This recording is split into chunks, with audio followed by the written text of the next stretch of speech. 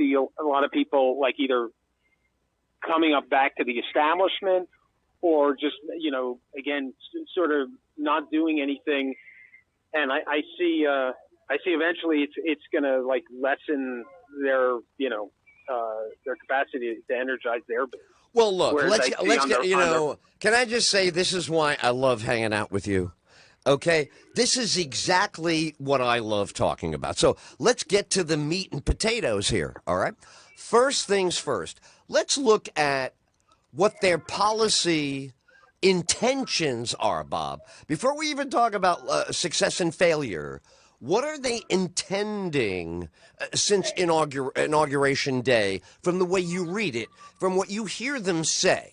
To you, they want to do. What do they say they want to do? Biden, Harris, etc. What they want? Well, I don't really even listen to what they want to do. I just see what they do. And but aren't we going to hold? But are we holding? But hold on. The reason I don't dismiss my question, because here's why I'm asking it. All right. So you don't pay attention to that, but they are putting out messages that are intended to engage consent from people. If they're putting out message A and their behavior is different, that's the problem, right?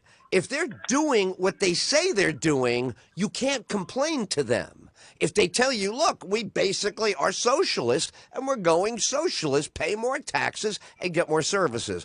But if they're breaking their word, which you're suggesting, right, that there are some things that they've said that it doesn't look like they're going to be doing, is that where you're coming from? Yeah, I mean, well, it's a lot of things they didn't even say. I mean, I don't see, part of like what you're saying, I agree with. They were like kind of pledging to go in a certain direction and they didn't. But my feeling was somebody like Biden never was going to go in that direction anyway.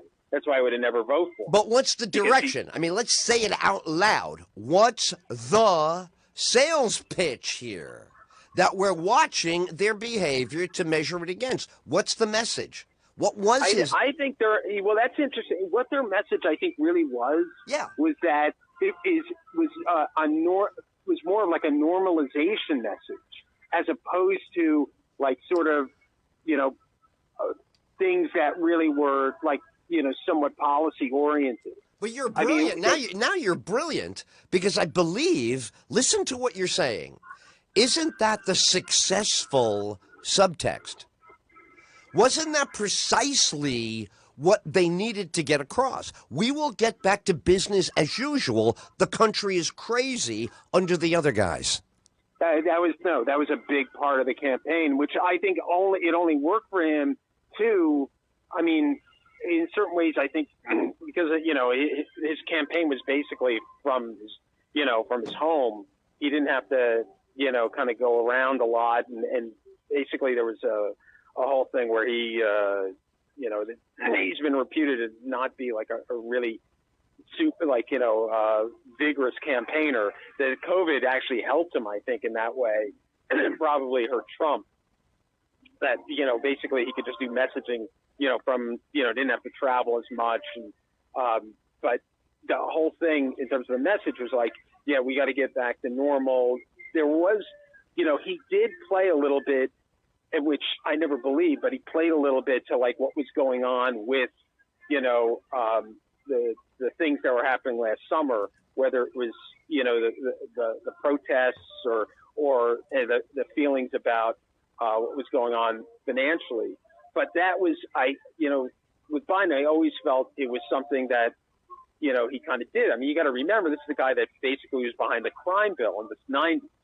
And he was, it was for a lot of. All right, you got to let me in here. You got to let me in. Remember where we're at, okay? On this point about him, you're making the point because I need to drill on this with you. We have to talk about something. But sure. He is strong on the crime bill years ago. Now he's all about no bail, George Floyd. He's on the other side. Okay, right. So here's what I want to ask about that. Okay. This is the question I think all involved and engaged people have to make a call on. Is this guy a political hack? whichever way it's going, you can have him. Anita Hill got fried in front of him, and yet now he's all pro. That would never happen. That's completely it. Okay. That's completely it. That's why, I mean, I don't see, people who are sort of excited about him, that he's like a normalizer. He's going to be one of these people who, he can kind of make deals with the other side. First of all, there's no way, even if he had that ability, there's no way he can make deals with the other side, because the other side has like that sort of agenda of just like, locking down. So that's part of the, that's one of the issues. But that's. Hold on. Let me grab that. It's such a good one. I'm making notes so that we don't miss anything. That is such an important issue. Let me do this. Let me punctuate this segment and then come right back with you and get right on that. See, sure. This is what is very difficult to find, Bob Bell. You're a professor of mathematics, but you're also a great humorist, but you're also a serious analyst about the world. You and I have known each other since, I believe, 2003. Isn't that crazy? That's when we started having our bar conversations. I still remember that after Boston Comedy Club. We went to those places, and that's where we really bonded. It's never, for me, I've never been without you on any of these issues. We don't talk for months, and I'm stockpiling all the things that I'm looking forward to talk. The perfect venue to talk to you. This is fun. You're on the podcast and a broadcast at the same time. Fantastic. But the real place to interview you, to get the best of Bob Bell, is to go to 78th and Columbus and put you in front of that coffee shop on a wrought iron chair with a wrought iron table for two, and then we both sit there and drink coffee. That is the quintessential analytical environment for Bob Bell and Bob Bellism, which I believe I practice. I believe I'm one of your disciples, like from the old Greek philosophers. Oh, absolutely. No, I'm a Bob Bellist all the way. That's how we lived our lives for all those years in comedy. First, we'd do the spots, we'd be out late barking, whatever, and then all of a sudden, we'd hit some, one coffee shop or another, and basically just, go off. Isn't it, honestly, Bob, isn't it impossible for us to find memories that will ever match those? I came out of commercial radio, very successful at that time. We had great ratings on Long Island, and I loved working in Long Island. It was the best. But what are you going to do? We had the big economic crash. Everything changes, and I loved the idea of getting up on stage, small club, small audience, and working on an act.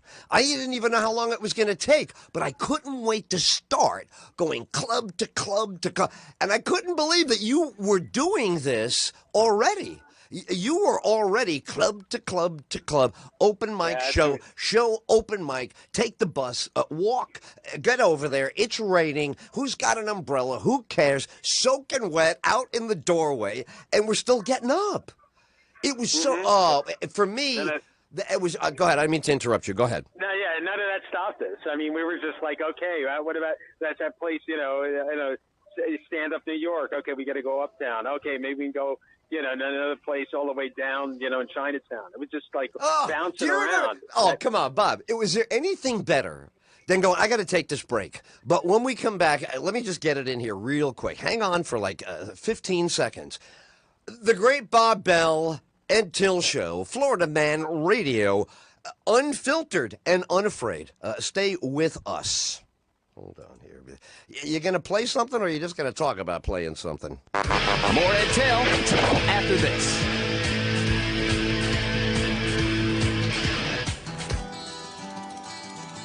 Come on, everybody, Ed Till. Come on, everybody, Ed Till. Come on, everybody, Ed Till. Oh, my God. This studio took 2 years to build. It's got, Bob, you would love the studio. It's got 9 screens of incoming information. You got the video stream going out on the internet. You got the television with the news from the cable. Then you have television news from local stations. It's crazy. I know, it's like a mad scientist of talk radio here. I've got a streaming channel that gives me, it's like a Florida Man radio TV feed. I get every city in Florida. Miami, Key West, I got Naples, I got Stewart, I got Jensen Beach, I got Fort Myers, Fort Pierce, I got Eglin Air Force Base, Jacksonville. I got callers, and I got people writing to me from Jacksonville, Ocala. I love the story about Ocala. We are in Ocala. Bob, you will love this because you and I love radio. There is a band of radio called High Definition Radio. I'm very unfamiliar with it, but it's out there. Everybody. It's called High Definition Radio, and it comes built in with your new 2021 motor vehicle. A friend of mine's mom just bought a brand new Chevrolet that gets a great gas mileage, and it's a very commuter-oriented car. A great car. He loves it. He says, as small as it looks, he's a tall guy. Got in there with his mom, digging the car. Okay, here's the thing. It comes with a built-in HD radio. So if you go to Ocala area of Florida, Florida Man Radio Network, we are on HD radio in Ocala at 102.3, I believe. It tells a voice in the wilderness, one that don't make much sense. So I started building the studio 2 years ago, and after all is complete now, this is what it's meant for, Bob. You and I put this thing through its paces. Bob Bell was with me on the Starcom radio network. Many shows. Bob Bell, I have a YouTube that is dedicated simply to your conversations with me. I have several videos available for all of this. Watch out! Watch out! Cause it will strip you back. Come on, everybody! Oh, my God. And I got to tell you one more thing, then we go back to the stuff we're talking about. Bob, how crazy is this, what I'm about to tell you? If you were in Chicago, have you ever been to Chicago, ever? Yeah, a few times. Mm-hmm. Oh, okay. So do you know where the Chicago River crosses over Michigan Avenue and the drawbridge and the big clock on the Wrigley building where all of that is? I don't, no, I didn't spend that much time there. Downtown, if you go downtown, it's the picture they use in every movie about Chicago. They show you beautiful drawbridge, the Chicago River, Lakeshore Drive, and in the background, the beautiful skyline of Chicago. Mm-hmm. So, yeah. That's the reason I bring that up is that's where this all began years and years ago. That something like this that we're doing began with me. This kind of talking about stuff that you and I are really, really interested in, and other people get interested because we're interested. Do you know what I'm saying? Yeah, sure. Instead of doing, oh, look, these are the topics that you ought to be doing. If you're having Bob Bell on your show, I highly recommend that you talk. No. You and I are keen observers of the world. We finally have everything we need to do it. I'm ready to go fly into space. All right. If Biden is failing, even the people who sincerely voted for him, does that mean Trump is going to snap back in next time? Because the Trump people are insane about what happened with the election. Some of them think they won the election, but even the people who think, all right, look, we didn't win, but we should have won. Are they going to come back in next time because of the way he's behaving as president? Oh, I could definitely see it happening. I mean, give it another 6 months to see how things are play out with this administration. I mean, right now, I think the honeymoon period is kind of over, and I can start seeing now the press is starting to give them, give Jen Psaki. I mean, it was basically the first 3 or 4 months was almost like a love fest when you saw No, those. yeah, I was going to say, now let's talk about you. I'm glad you mentioned her by name. Okay, good. So you know who I'm talking about. What is this contentious thing now? I thought they were the opposite of contentious. I thought the other half was going to be reunited with their half. This is my big complaint about Biden, and you brought it up with the redhead there because, that orange is killing my eyes. I mean, that's really carrot top orange, and sometimes it's got a brown streak in it. And I go, oh, my God, she's dying at that color. Okay. But why isn't she and the president extending themselves to the people that are not on their side? What's that about? I think, basically it just seems like a bubble to me with them. I mean, it's basically, when you see I can only say one because I've seen the conferences, basically all the questions, they are kind of like thrown out there, the standard topics. There's one or two people who give her a hard time. It took 4 months for somebody to talk about Assange, bring up the Assange issue and why the Biden administration is still pushing that. And she just said, well, I'll refer you to the State Department. All right, here we go again. This is why I love having you on. You're the only friend I have concerned about this guy. So for listeners, Julian Assange, WikiLeaks, why are you concerned about him? What does that signify to you, how this guy is treated? He was with Pamela Anderson. I thought he might be getting back in under Trump if he gave a plea or something. Now he's persona non grata. What's the story with you being concerned about that? What does that news story tell you about what's going on? Well, it's all about press freedoms. I mean, this started under the Obama administration, where they went out, after him under the Espionage Act. And it continued, under Trump with Pompeo, and it's continuing with Biden. And their idea is that if they have somebody of that caliber that can get, get leaked information and have like that much of a pull, they were going to go out and destroy him. And that's basically what they're trying to do. I mean, he's in prison. There's people. There is more of a grassroots movement now. Even in the States. I mean, his father and his brother have been going around and trying to get movement to get people to realize about his case. But the more you hear about the case, because everybody was, I think, concerned about the allegations with him and everything. But Nils Meltzer, but hold on, you got to mention what they're briefly. What's the biggest thing he's in trouble for? What is the worst accusation that he's facing? Well, what they're saying. Well, here's the thing. What they were saying is that he helped. I mean, think of one of the people. It might have been the Manning. I'm not sure, but kind of helped in a way to have them get into, to get into the a government database. Well, classified. Like, I mean, we got to say it out loud. It's classified. The crime, the crime that Chelsea Manning has been, I believe, pardoned for. Who pardoned him or let him out, or she now? Somebody. It was Obama. Obama let him out. Okay, good.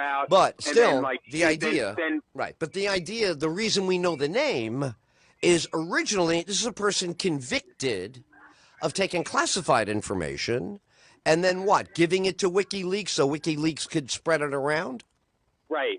And you got to remember, if you give information, that in itself is not a crime to WikiLeaks or the New York Times or anybody. If you get classified information, that is not, that happens all the time. That's the sort of thing.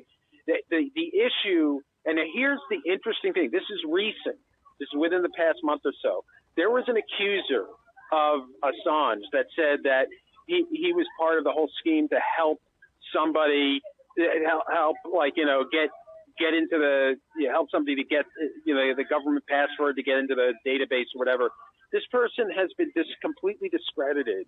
He's apparently already an accused pedophile, not accused. I think he was like a convicted pedophile, and he made a deal with the government to basically plea deal, testify against Assange. That's just like one level of like the iceberg. that is so like dirty when you go down and down in terms of like the government wanting to take him out. I mean, it's you know, I don't know. I mean, I can't remember all the details of my head. That's the most obvious one to me, and that's recent. But if you look at things that they've, you know, done to him and done to all whistleblowers, quite frankly, their whole idea is that, you know, if you're going to do something like that, we're going to destroy you. And to me, whistleblowers are like that. It's really important. Yeah, hold on. Let me break in. Judge Leon Brinkma did rule in 2011 that receiving classified unauthorized receipt, unauthorized receipt is in fact a crime. I believe what you're referring to is that the New York Times and others will argue First Amendment yes. It provides estoppel, I think is what you call it in the law. You can't come after me. You're estopped because it is a crime to receive it, except if you're covered by First. And I would have to look at the First Amendment case because I bet it's going to be an old one. I don't remember a case in my lifetime that even went to the court on this. So it's going to be an old case. Right. Okay, good. Good for you. Good Bob Bell. You got it, baby. So but now here's another aspect of it. Well, how are they going after him? They're using the Espionage Act. The Espionage Act in the 1917 Act, something like that. They're going after him with the whole gist of that act was to go after people who were spying on the government during a wartime. That was what that was meant for. It's like they go after, you know, spies who were like, you know, giving secrets. It wasn't meant to be used to go after journalists, but they, you know, they're so dead set on going against whistleblowers that they've taken this and like pushed it against him and anybody else that'll get in their way. I think it's like a complete death to, you know, it's going to be really bad in terms of just like a real death to the free press. Well, see, that's the thing now. Here you go. Boy, you're on all the hot buttons, baby. That's the big hot button right now. Come on. I've been on this for a while. So, but it's a hot button. Come on. What kind of free press is left, Bob? Is there a free press? If there is, let me know what country it's in. A free press. Let's see. Yeah, you're absolutely right. There is none. I mean, everybody is trying to, like, you know, curry favor with the government one way or the other to get access. And what about corporate telling people? Absolutely. In my, you know, right. I'm very lucky. Florida Man Radio Network is independently owned and operated. This is people operating this network.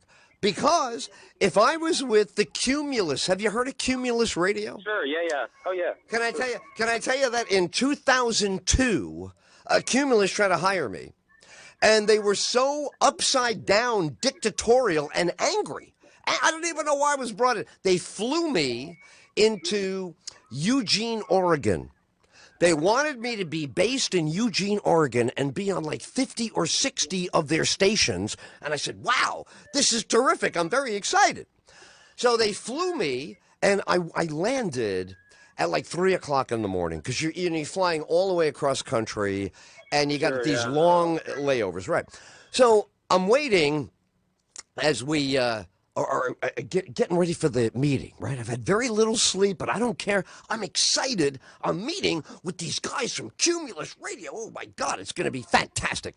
So I go in, and the guy's like, look, I got to tell you something about radio. This is the way I run it. I want you to know I understand you're a personality, you have your own way, or you're very independent, but this is the way it is. Let me tell you and I looked at the guy, I said, have I already done something wrong? I said to him, you know, am I in trouble for my demo tape, which didn't even air on your network yet? I mean, I didn't understand. He goes, well, I like to lay the law down in the beginning so we know where we stand, Bob Bell. Yeah, sure. So we know where we stand. I wonder what that means. Well, I think it means the end of that Clint Eastwood movie when everybody's got the guns pointed at everybody. You know that great Clint Eastwood movie at the end? Is it not Hang 'em High? I think it's For a Few Dollars More, or it's The Good and the Bad and the Ugly. And they're all looking at each other, and you got to wear a poncho, and you got to wear a big straw hat, you got to have a big gun, and everybody shoots at the same time. It's kind of like the end of Reservoir Dogs. Same thing, that shootout with Harvey Keitel. Everybody's dead. Yeah. So I don't know. That's the way it looked to me. Going to Cumulus Radio looked like Reservoir Dogs, or it looked like, Clint Eastwood, but it didn't look like, oh, we're a broadcast company. We think you have a good show. We'd like to put your show on our network. No. It was like, I'm in charge here, and you better park my car in the right slot and give me the keys when you're done. So this is the opposite of the free press. I'm not sure if the free press now is worthy of the First Amendment, I said last week. First Amendment, go ahead, talk to me. That's it. No, that's a great point, because they're incredibly compromised. Well, the thing is, what I see it as is, if this Assange represents the few people. They still will do it. There are people out there who are really, believe in what they're doing, but it's going to make it that much harder. Oh, for God. You know what? It's going to be like Shark Tank. They're going to be crushed like the cockroaches that they are, right? That's what Kevin O'Leary always says. You're going to be a little cockroach. The big guy is going to come. Is Bob Bell's newspaper exposing corruption by the governor? Yes, it is. Doing a fine job with an investigative piece. Buy it out tomorrow. Go down to Bob Bell's office and give him a check for $12 million and a beautiful girl and a free pass to a strip club or whatever he wants. And yeah, right. And if he doesn't take that, we'll send him to Guantanamo. That's which is probably where I'll end up. You brought up another headline. You brought up another headline. He went to Guantanamo and let some people go the other day. Commander-in-Chief Biden let a few guys go. How do you feel about who was in detention at Guantanamo Bay? Well, how do let's look at a bigger issue. Why do we even have a Guantanamo Bay? Why do we? I'm going to it. You gotta have one. You gotta have one. Where are you going to put the terrorists? Where are you going to put terrorists? When you find a terrorist, where would you like to put him? If we don't put him in Guantanamo Bay, where do you suggest we take them? Go ahead. I suggest you give them. You basically have them give them the right to have a lawyer. Why? What are you talking about? Hey. On the battlefield, do you give a lawyer to the soldier that you capture? You capture a soldier. Do you give him a lawyer? You follow Geneva Convention. You don't slice his head off in anger, but you don't get him a friggin' lawyer. Now, you don't give him anything that helps him because he's a combatant, right? Right? Well, this is the problem. It's the thing is you want to you got to have some sort of transparency. We have so many black sites now all over the world that these sorts of things are going to be, this is, I just don't think we have, you do that and you sort of lose a legitimacy. When you do have, when we do have, Bob, but what are we going to do? What is the real thing? Are we going to process them like the guy who robbed a liquor store? Is that appropriate to put? I think so. I think you got but it's a combatant, Bob. It's a combatant against a country. But tell me, how do any rights transfer? How does he get any rights at all if all you're doing is being like a German soldier who broke through to Manhattan? And even though you're going to lose back in World War II, you kill a bunch of New Yorkers on behalf of the Fuhrer. And then you take a bullet at the end. That's why we had the Nuremberg trials. To say, so we didn't just line people up and shoot them. That was the whole point of it. But isn't that a mistake in retrospection? Isn't that a mistake? I don't think so at all. Wow. I think you got to have that. Now, so if they're like the virus and you let them be strong enough to kill you, then they kill you. Is that the natural order of things? Well, I know I don't agree with the analogy that they're like the well, virus. you know, all I know is I forget the virus. Forget the virus. What if you're jumping out the window of the World Trade Center, and they say they did this deliberately? So what do we? What do I do with that? Yeah, go ahead. Yeah, what you do with it is you go after them. It's a criminal act. So when does it become a war? When is it a war? When does it become a war and not a crime? What's the threshold of war? It becomes a war because that's all we do is war. No, but I mean legally, were they not entitled? It's always a war with always, the US. But when I'm asking you, a warrior. So you're saying a warrior against America, a warrior should get the benefit of American citizen rights in prosecution. They should get the same rights as like. When are you allowed to shoot them? All right, so when are you allowed to shoot them? When is it self-defense that you don't have to prosecute? You can just shoot them like anybody shooting at you on a battlefield. You can do that anytime you want. It's just a matter of whether you're upholding. Well, I'm asking you, what's legit? What is legit? What is legit? I don't think it's. If they're firing, legit until they have a trial. All right, hold on. But what if it's long before the trial and they're firing at you? They're firing at women and children on the street, not as an individual. On the battlefield. On the battlefield. Yeah, but you got Bob, the airplane was the battlefield for Al Qaeda. Al Qaeda's battlefield was Delta Flight 93. United 93. That's the battlefield, isn't it? But if a warrior takes off his uniform, goes into a city, and blows up a bank full of citizens, isn't that still an act of war? If all he did was take off his uniform and he killed these... The whole thing is just what do we stand for as a people? And if it's well, you can't stand for anything if they win. Don't you have to kill them first and then ask who you stand for? But if you try to do who I stand for while you're killing them, they could wind up killing you. Because you're doing two things at the same... I mean, it's self-defense of a nation... Is it not? I mean, is that illegitimate? I'm making a distinction between being on the on the battlefield where people fight and kill each other, whatever, and once you capture them, giving them legitimate rights and not basically having them, because what happens is this sort of thing spills over to American citizens. That's eventually all that sort of crazy stuff that we do. Let me ask you. But hold on. But let's try to de-crazy-eyes it. The crazy is if you don't see them as a predator. If you understand that you're entitled to kill a predator as they're about to kill an innocent, no? Isn't that moral? Isn't that moral? That's like we're talking about on the battlefield. I'm talking about people who have been detained in life, anywhere in life. You and I are on 48th Street. We see a guy beating his girlfriend.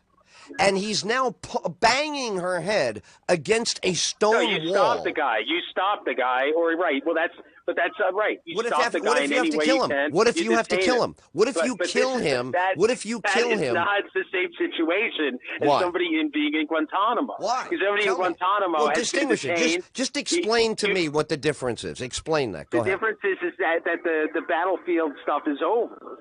And now he should have, now it's a matter of whether the country wants to be able to, give him sort of the rights to have some sort of trial and get the whole thing over with, as opposed to being there incredibly indefinite. I don't understand. What are we trying? Trying what? If you catch them in the act of terror, what are we trying them for? I'm not following. When people get caught in, people who are prisoners of war, they eventually go home.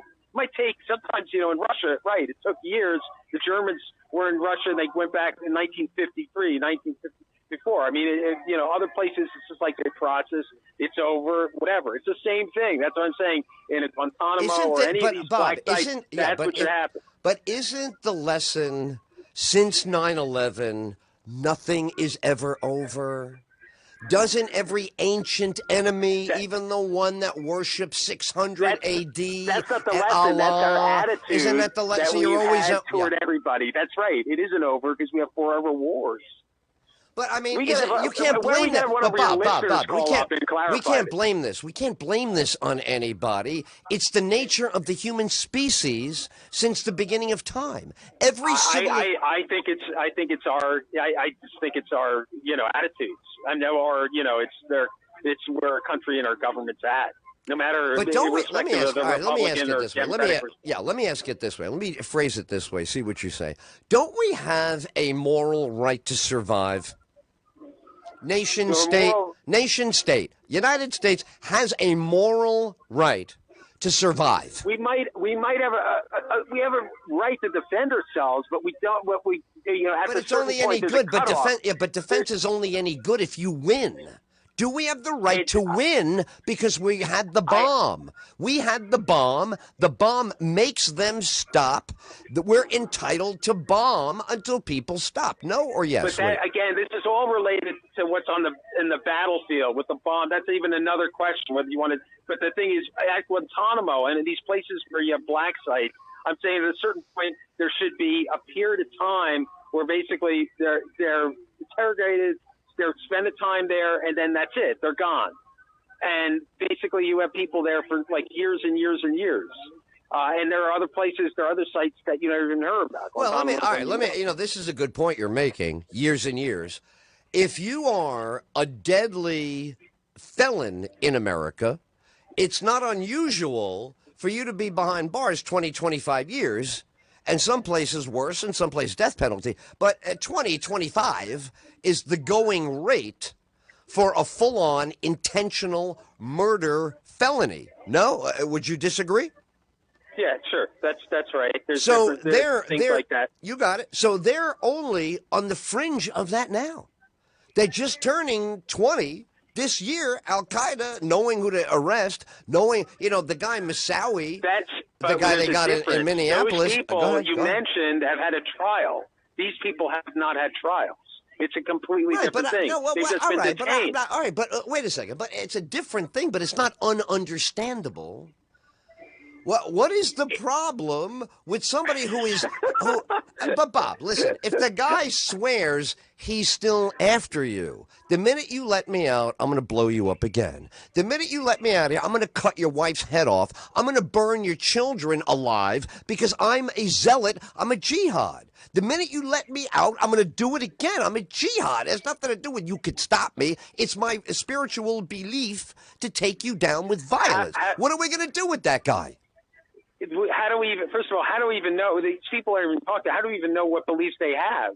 Maybe they are like that. I'm saying some of them might be like that. My point is they're not shy about saying that. You can find them on videos saying that. That's all over the place. That sentiment. That might be. You're talking about people who are like outside, like making videos. I'm talking about people who are actually in these black sites. I'm talking about people who, they're not. Maybe some of them make videos, but they're basically, ensconced from everything. They got a mask on. They're not letting me see who they are. But what I'm saying is the zealotry, the enunciation of the hatred and the moral massacre that they're going to bestow upon Israel and its friends. They're not kidding about that. Whether they can do it or not, they are not kidding. They want the blood to flow. I'm focused in on this issue related to Guantanamo. Guantanamo. Well, that's what I'm talking about. I'm talking about Guantanamo. The kind of people that are dedicated.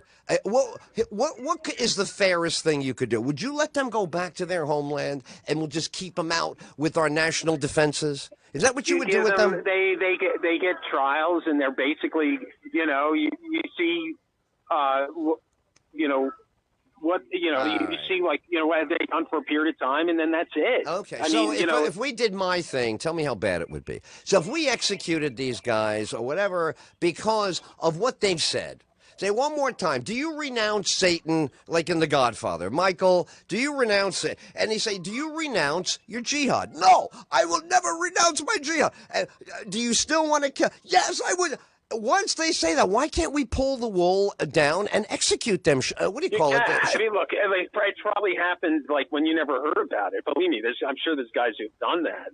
Well, thank God. I mean, thank God, right? I mean, what are you supposed to? I really am asking you sincerely. What should we do when civilization? No, I mean, I don't believe that represents the values of the country. But when you face what we have faced in these open examples, if you just take remember the guy that Trump killed, Baghdadi? Remember he took all that credit? I got Baghdadi. We got Baghdadi. Yesterday we got Baghdadi. Right, okay. Sure. That guy was on every media saying all these things.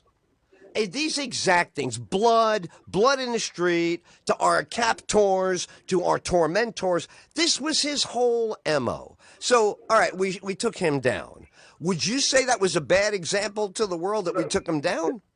But he's not the only example. I mean, Obama has taken down many people. So what do you think of it? There you go. So it's bipartisan. What do you think of it? No, I mean, look, if that's what we stand for, that's what we stand for. But I just don't think we should stand for that. But you don't stand for that. You personally do not stand for that. Certainly, yeah. Well, I don't have like a but that's why I'm behind me. But But that's why I love talking with you. I want you to finish it out for me. What path would you describe that you could live with? In other words, did I touch on it? You'd release them back in their homeland. They have trials, and at a certain point, after the trial, it's figured out whatever it is, whether they did atrocities or whether they're even how it even got. I mean, all these people got picked up for no reason at all, being sold from one reason at all. To another. No, did you say no reason at all? You said no reason at all. I mean, some of the. Let me put it this way. I mean, that's. This is what I was trying to say. Go ahead. Because maybe no reason at all isn't the perfect wording, but there's a lot of people. It seems like they've been, sold off by warlords from one to another, and now they're picked up, and a series of things can happen to them, where basically because they have, for whatever reasons, they'll just end up in one of these places. And so there's no recourse to saying, I'm sure there could be guys, really bad guys you're talking about in these places. There's a lot of people who are just like caught in the mix that are not, they might not even be combatants, in my opinion. And in order to figure that out in some way, you have to have some sort of due process. I got you. All right. So I want to get to another point based on this. This is why I was asking you that. Okay. So now we move off of the combatant punishment thing, but we talk about something that's changing. If America becomes predominantly of this mindset that America is fundamentally flawed, based on racism, critical race theory, based on Zionism, it always backs up Israel, based on one world banks, it's got the Federal Reserve, and they start to really just doubt the entirety. The whole thing is a scam. First Amendment doesn't work. Capitalism doesn't work. Hard work doesn't work. Everybody's on a government check. Education levels are fluffy because everybody's got degrees, but very few people really practice anything that they learned in school. So if that takes over, are we doomed by our own device?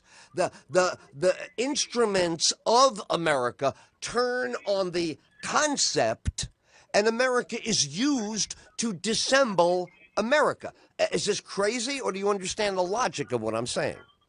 Well, I mean, I think what's going on is just that you have an incredible disbelief, and this is both on, what we classically call the left and the right, of the just fundamental institutions. Nobody has a real belief. Why is it? Look, I mean, even the election, we talked about, Trump voters don't believe that the election was legitimate. What does that mean? That means they don't believe that there were like 60 court cases. And I'm not even judging them one way or the other about this. I just want to make the point. There's like 60 court cases, said that this didn't happen, but they don't believe that. And that's not unwarranted in a lot of other issues. That's like one example, as far as I'm concerned, of where the country's going. They, you could, see it in other ways. So that's where I think is the big issue, is that people have, the sort of basic things people believe in over the past 40, 50 years. And a big part of it is because the standard jobs that people had, like, standard like job security, whatever, has kind of been taken under the rug. I mean, the 1950s, 1960s America that that I knew sort of in the early 60s and even the lesser extent in the early 70s, that's gone. Now it's, if you're within like the corporate structure, whether it's Wall Street or pharmaceuticals or whatever, you can do really well. If you're outside trying to start your own businesses, whatever, it's pretty dicey. And I think because of all that, that is why we have the populist wave, both on the Bernie side and on the... Yeah, but hold on. You said dicey, okay? Dicey's a good word, but it is prevailing. That's the prevailing thing. Household incomes are going up by abandoning the corporate middle jobs. CEOs are still doing great, but middle jobs, lawyers are still doing great, corporate lawyers, but middle jobs, they go and they make My Pillow, or they go and they make the purple mattress, or they go and they make an electric car. But whatever they do, that's where they're going. Isn't there salvation in that, to get out from under? Wait, in the movie The Misfits with Clark Gable and Marilyn Monroe, he says to her, "You're never going to catch me making wages. I don't go for wages. Wages are for suckers." He was a dealer in horses. He would capture horses, sell them, but he wasn't going to work wages. Maybe that's the genius coming out of the union-driven 20th century. Did a lot of good, but the future won't be in organized labor. It'll be in ownership of vendors replace employees. Sounds familiar to me. But what do you think about that? Isn't that encouraging? What would be encouraging is if you had some sort of, a corporate worker structure where the people were more involved, where they had a say on the corporate board, where they're able to have input into what was going on, and they could share in more so than they do now. They have that. All they have to do is buy stock. If you buy stock, you can show up every year and get in their face as an activist shareholder. And you can make friends right away with people who don't like the company and want to keep an eye on them because they don't trust them. I don't know that. Well, I meant more on a level of people just who are, in the company, workers in the company who are, can have somebody that is more representative than it is now. I mean, I know certain places have somewhat of that model, but there's certain companies who are much better at it than others. So if you're saying that, that's the future, yeah, that would be good. I just don't see that. I see things more as being more like corporatized from the top down, and people having less and less, that's where I see the past 30 or 40 years pointing to. You have things less and less. But I don't understand. When you say less and less, America's living standard, air conditioning, miles to the gallon on the car, low electricity consumption appliances, solar panels on the roof, they've made a ton of progress. The lifestyle of 1965 and the lifestyle in the house, a 3-bedroom house in 1965 was a mansion. 3-bedroom house in 2021 is expected if you have children. So hasn't the lifestyle, the comfort level, the improvement upgrades been enormous? Yeah, I think they have for certain people. But I think if you look at how much... What about the vast majority? 80% of America, you don't believe, has air conditioning where 80% of America didn't have it in 1960. 80%, I mean, even poor people have air conditioning. The ghetto has air conditioners in the wall. I mean, it's whether they might, I don't even know if say they even have air conditioning. Say they have a TV. Say they have a phone. They do. Come on. Do you know how much a phone Do you know how much a phone in a poor neighborhood is worth? Those are the most expensive phones. Those phones are there. They're on display. Do they have any savings? That's the thing. And that's the key now here thing. we go. Now you're on my subject. Okay, great. So how do you change the behavior of a poor person? Would you tell me? Because I would. That's what I want to do before I drop dead. I would love it. Yeah. How do you change? I completely disagree with you. No, I'm saying, how do you change? How do you change the behavior of a poor person? How do you make them turn poverty into success instead of staying poor and dying? Concentrate a little bit more on changing the behavior of a rich person. Why? They've already gotten that. We don't care. They're already there. It's the left outs. You got to tell me. You got to tell me how a left out person. You have to put effort into how a left out becomes rich. That is the only thing that matters in American economics. How does a left, because for everyone that doesn't get rich, they get 3/4. They get 40% rich. But you've got to show them how to get money and stop thinking about rich people. They think rich people require no thought. The left out people, left out, thinking about just how to survive. Doesn't matter. They shouldn't. We don't even care their last name. Show me how a poor person gets money legally without selling drugs, committing crime. That's the key. The key is every drug dealer in the ghetto. Now I've changed my mind about. I said it on the air the other day. I look at the drug dealer now as the one smart enough that we could put into business. We're going to give him 1 year in jail when we catch him and say, when you come out, we're going to put you as a CEO starter kit. And you're going to be forced to operate your business where you committed the crime. But you're going to keep the revenue. When the company loses money, we're going to back you the first 5 years, just like all these other companies, and let you eat off your business even when you lose money. We're going to teach you how to eat off of legal money. Now, that's what matters. How do you change the ghetto? The ghetto wasn't always black. The ghetto was Italian. The ghetto was Irish. The ghetto is Dominican Republic now. It's not the color of the ghetto. You got to show the ghetto how to get. What did the people of the 1920s do? They bootlegged. They made illegal money.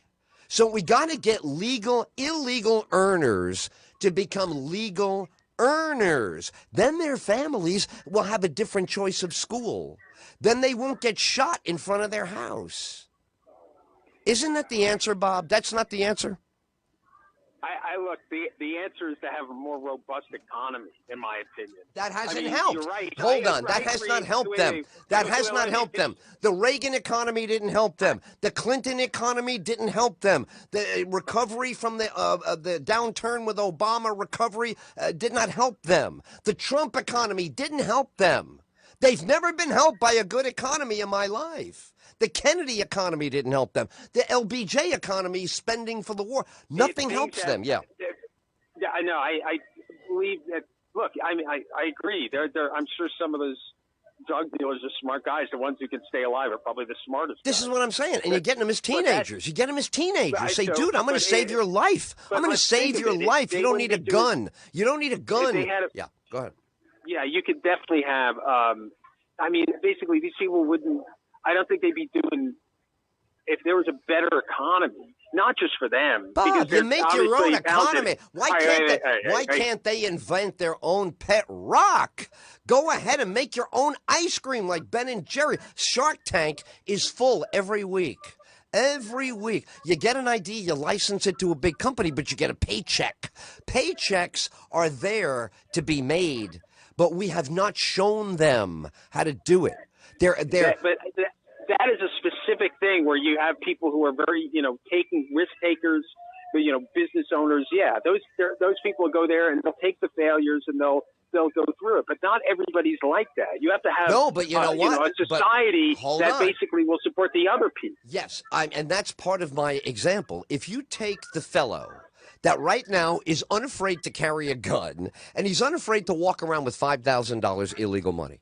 Like, that's his gig. He carries a gun, he sells drugs, and he walks around with $5K because that's what he does. That's his life.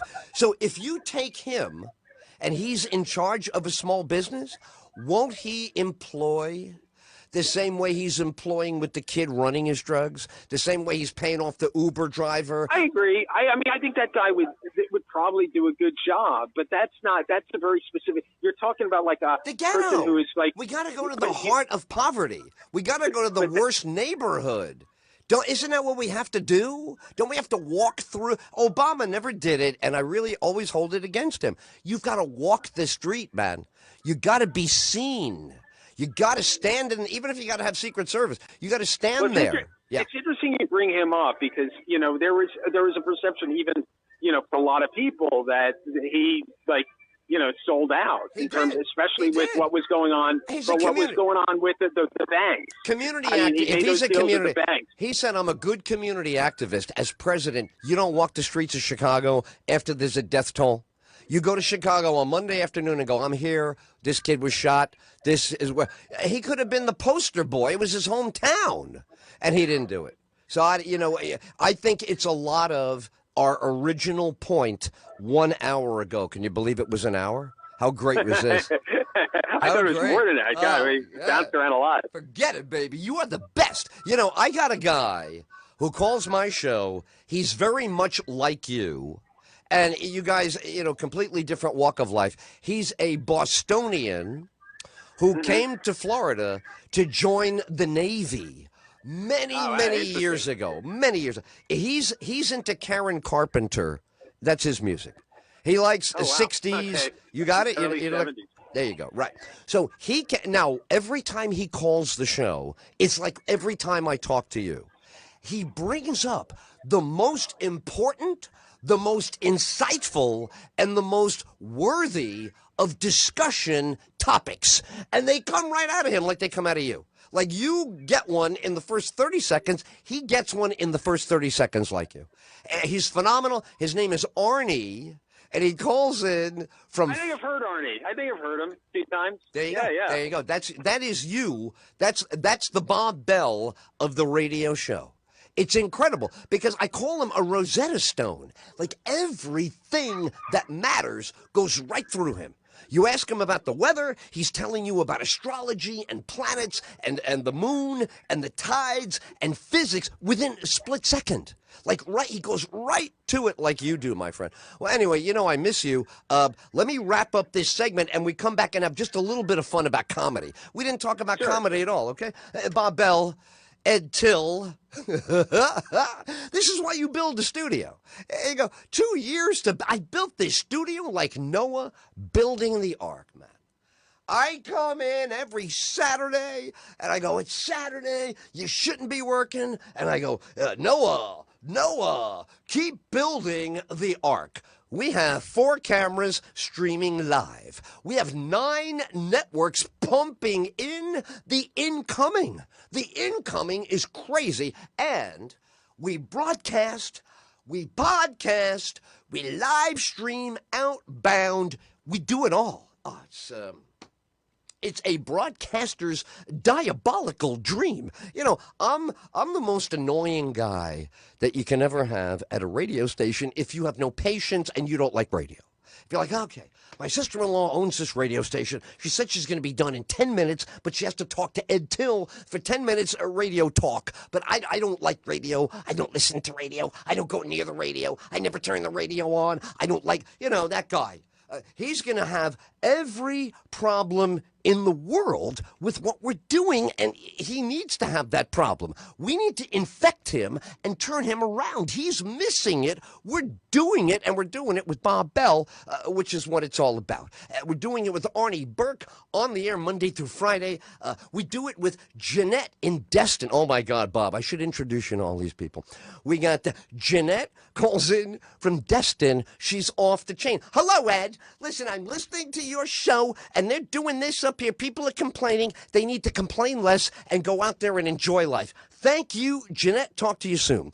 Steve will call it. Oh, Ed, this is Steve from Niceville. I go, how you doing, Steve? Well, let me tell you something. You got your guest on there, and you're talking about all kinds of ideas. Just remember, this is my private property, Ed. Just back off and take a deep breath, and if I'm the only one that's there, do I have to put in all this? I go, you know something? You are correct. Steve in Gainesville. Another 2 Steves, 2 Villes. One is Gaines, one is not. These callers are off the hook. We got John the trash man. He said, oh, a little sketchy, like a punk rock approach. The guy is dead on, Bob. Calls me about the he calls me about the architecture of the collapsing condo. He's got it nailed. Then a guy named Muffins calls in. Muffins, I love to hear that guy. He probably has a bakery. You know how this goes. He's an entrepreneurial type. But he says to me, hey, he goes, I rarely call shows. I rarely call you, but you nailed it on the inspection of the building and the follow-up. I go, boom, boom, done. That's it. We got the incredible cast of characters every day, and they all, in one way or another, are reminiscent of the great Bob Bell. Ed Till, Florida Man Radio Network. We're going to get, Bob Bell and I, we, outside of current events, we have a comedy life. How far about comedy life? We were the original Mad Boys of McDougal Street. God. Oh, boy. 2005 doesn't seem that far away. You got it. Stay with me, Bob. We got it. Ed Till, Florida Man Radio. More Ed Till after this. Mr. Till, do you think it's all just overkill? So, Bob, do you remember the first time you met Angry Bob? When Angry... Oh, sure. Yeah. How can you not remember? Everybody has a story for the first time they met Angry Bob. So you knew him by the time I met him. I met him, my first open mic, New York Comedy Club, and he was videotaping all the comedians and charging us a very modest fee for our DVD copy of our set. How did you meet him? God, I think I'd seen him a number of times, but the story I always tell people is that I was at an open mic at, I think it was Maui Taco, of all places. Remember that place? Bob, is there a better place to tell people you do comedy? Hey, I want you to come and see my show at Maui Taco. Taco? Where is that? Right next to the Empire State Building. You can't miss it. You go to the Empire State, right. Take 2 steps to the left, and there you are. You're at Maui Taco. I'm sorry, is that a code word for your girlfriend? Hey, be careful. Watch your language there. Talking about. Yeah, that's it. We were there, and I think I'd seen him maybe a few times before, but I never really interacted with him. Didn't you love it when she told us the open mic had to stop right away at Maui Taco when she used to throw us out? Okay, that's enough. That's enough. Okay, all comedy. I forgot about that. That's it. No, stop now. Comedy, stop now. They say, what happened? They locked the door. You're too loud. You're too loud. You make too much noise. Loud. This is not funny. It's not funny. You yell. You scream. Yeah, Kramer, I think, got he got a lot of heat for that. I remember one night. Kramer's. Do you remember the first time you saw Kramer on stage? Do you remember Kramer's joke?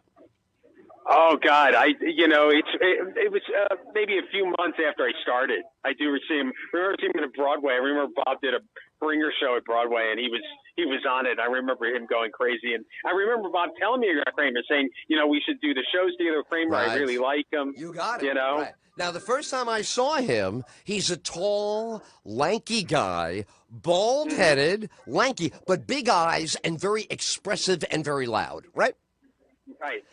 He comes out and he looks at the audience like he's angry and afraid. He's just staring at them like this weird kind of serial killer face.